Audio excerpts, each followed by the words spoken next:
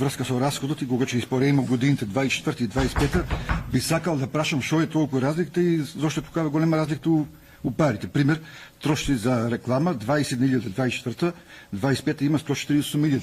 Која е таа разлика, зошто е направено и со кого е направена тие договор за реклама? И има едно друго нејаснотија за мене, други непроизводни услуги. 1.640.000, да сега рипнем на 4.407.000 денара. Зошто уште до сега, после изградбата на главниот цевковод Лукар, после 55 години, уште нема никаков проект за негова ревитализација. Затоа што не постои цевка, не постои нешто што е направено, а 55 години што трае. Мислам дека тоа е дојдено веќе времето да се почне етапно да се менја нешто, да се работи, затоа што ќе дојде ситуација да се деси аварија и никој тоа почне не може да го спаси. Тоа е проект што се работи со декади, со години, што треба да се репарира и така да мислам дека сега треба да се почне и советот и граничалникот и предпријатието да почнат барем по етапи да го реновираат да го прават.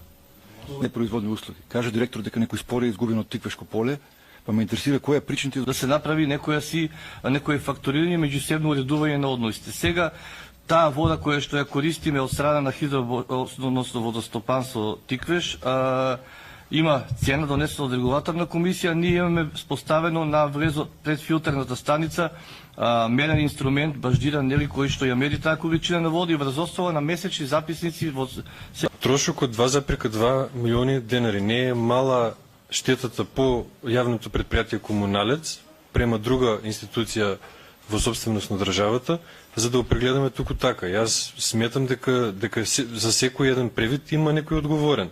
Ако без разлика на тоа што станува збор за јавно предпријатие, не смееме да ги премолчуваме овие превиди.